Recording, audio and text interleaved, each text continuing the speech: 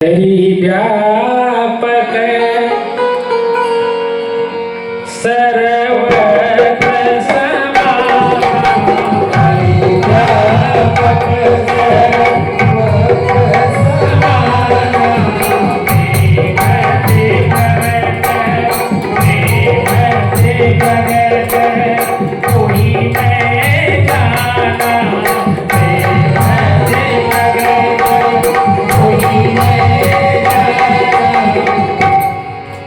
आपके गीत के माध्यम से आपने गीत में कहा कण कण कण में भगवान विराजमान है। यह निश्चित रूप से आगे कल कथा में आएगा कि नरसिंह भगवान जब हिरण्याकश्यप ने अपने पुत्र प्रहलाद से कहा कि दिखाओ तुम्हारा भगवान कहाँ है, क्या इस खंभे में भी है क्या?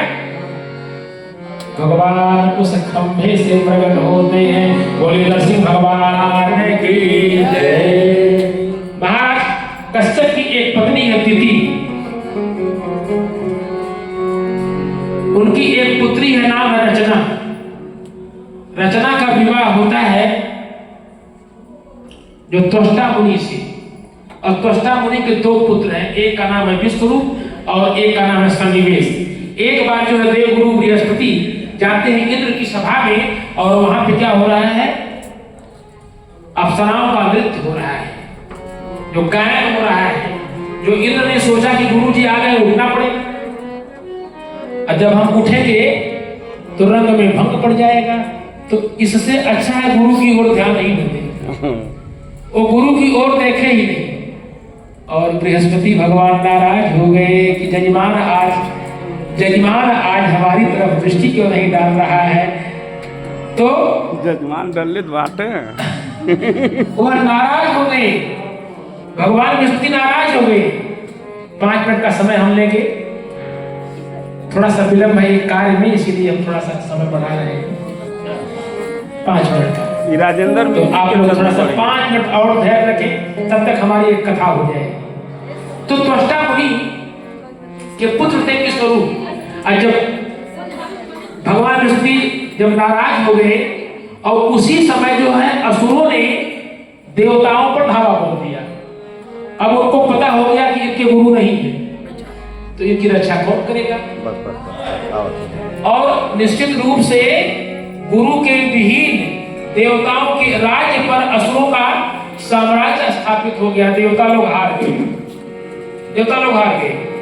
जब हार गए तो इंद्र पहुंचे ब्रह्मा जी के पास। भैया जय सिया राम।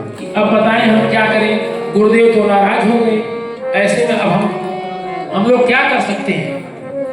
ब्रह्मा ने सलाह दिया कि जब तक देवगुरु बृहस्पति नहीं आ रहे हैं ना, तब तक तुम जो है त्वष्टा मुनि का जो पुत्र है विश्वरूप, तुम उसको अपना गुरु बना लो।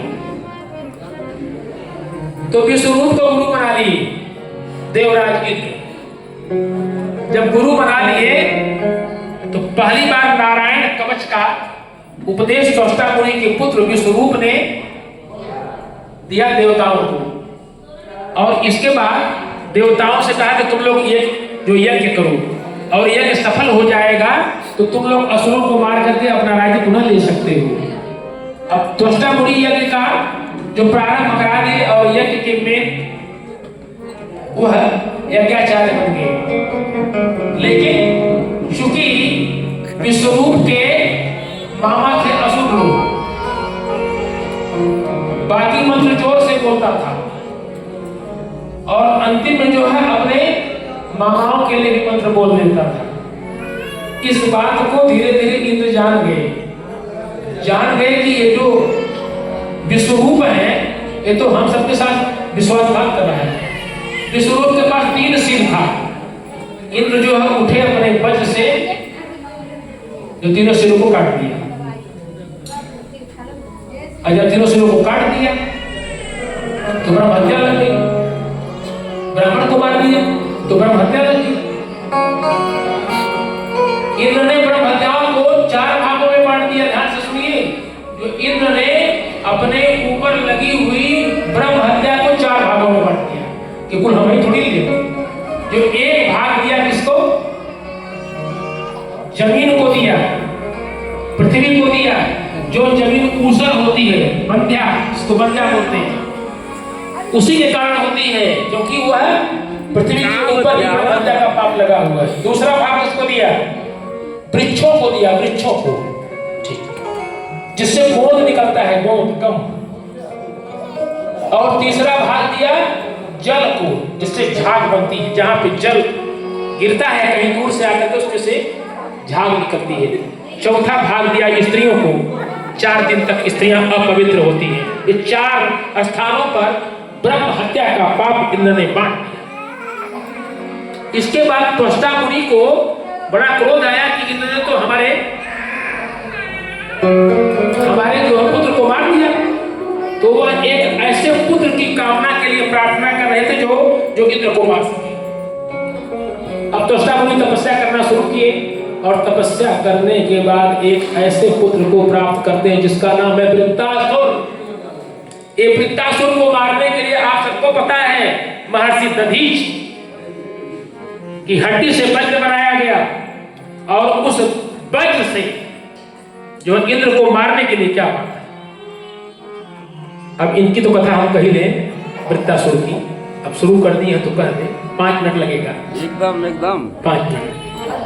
वृत्तासुर को मारने के लिए जैसे ही इंद्र ने वज्र का प्रहार किया ना, वृत्तासुर को इंद्र के वज्र में भगवान दिखाई पड़े। इंद्र के वज्र में वृत्तासुर को भगवान दिखाई पड़े। बड़ी सुंदर स्तुति किया वृत्तासुर ने। अहम हरे तव पादे कमूलम दासानुदासो भवतास्मि भूय मनः अस्मरे तासु पतेरे गुणांसते अगृहीत वाक कर्म करोतु काय। इतना सुंदर भाव में स्तुति किया कि प्रभु मैं तो बड़ा अपराधी हूं, मैं आपका दास तो नहीं बन सकता, लेकिन आपके दासानुदास, आप अपने दासों का दास बना दीजिए। जानते हैं जो बिजली का तार पकड़ता है ना, जो उसको लाइन बाद में मारती है, लेकिन जो पकड़ने वाले को पकड़ ले उसको पहले मार देती है।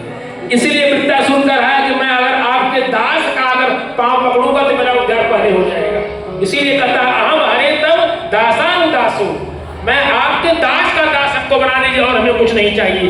ये स्तुति कर रहा है वृत्तासुर। इसके बाद फिर करा ननाक पृष्ठम न च पारमेष्ठम न सार्वभौमम न रसाधिपत्यम। हमको कुछ नहीं चाहिए, हमको वैकुंठ नहीं चाहिए, हमको स्वर्गलोक नहीं चाहिए, हमको मुक्ति नहीं चाहिए। तब भगवान ने कहा तब क्या चाहिए? कहा प्रभु हमको खाली ये दीजिए जन्म जन्म तव राम पद, केवल आपके चरणों की प्राप्ति हमको चाहिए, चाहे जिस जन्म में हम रहें।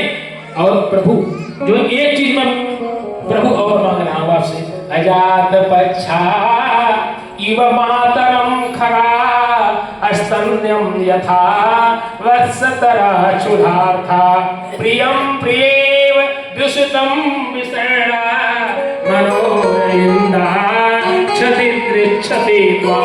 देखिए कितना सुंदर भाव का श्लोक है।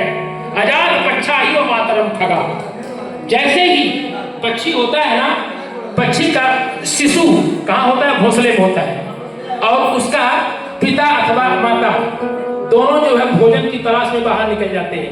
जब तक दोनों घोंसले में नहीं आते हैं वह शिशु पक्षी अपने माता पिता का चिंतन करता रहता है। और जैसे ही गाय, एक नवजात गाय है जिसने कि छोटे बछड़े को जन्म दिया है, गाय चरने के लिए गई है, बछड़ा घर पे बांधा गया है। बछड़ा जैसे अपनी माँ की याद, अपनी माँ का चिंतन करता रहता है। और महाराज ये 3 प्रमाण दिया वृत्तासुर ने। एक नवयुवती है जिसका विवाह अभी आज नहीं हुआ जानता है, और पति देव जी का वीजा आ गया, पासपोर्ट के दुबई जाना है और विवाह आज ही हुआ है। जरा सा कल्पना करिए उस पत्नी का। वो पत्नी कहती है कब तक लौटेंगे आप? पति बोलता है 10 दिन में आएंगे। पत्नी पढ़ी लिखी नहीं है, कहा कि हमको 10 दिन नहीं मालूम होता है, कहा कि 10 सिपाही खींचो, दीवार पे 10 पाही खींचती है, पति कहता है कि एक दिन समाप्त हो, एक पाही खत्म करो।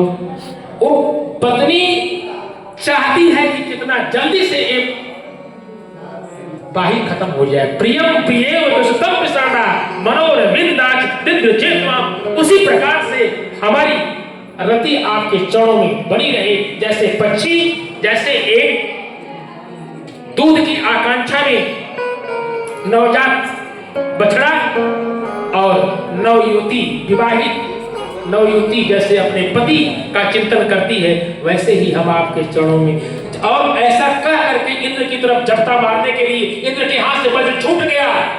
वृत्तासुर ने कहा, इंद्र वज्र उठा लो, क्योंकि तुम हमको ऐसे नहीं मारने वाले हो और मैं ऐसे नहीं मरूंगा, मैं इसी से मरूंगा, इसलिए उठा लो। मैं इतना कायर नहीं हूं कि मैं तुम्हारे ऊपर आक्रमण करूंगा। छूट गया वज्र। वृत्तासुर ने अवसर दिया, उठा लो, तब हमको मार पाओगे, हमको नहीं मार पाओगे। इसलिए ये है वृत्तासुर। परीक्षित ने पूछा कि महाराज वृत्तासुर की इतनी सुंदर स्तुति, इतना सुंदर भाव भगवान के प्रति कैसे रहा? तब बता रहे हैं सुबलदेव की यह पूर्व जन्म में एक चित्रकेतु नाम का राजा था।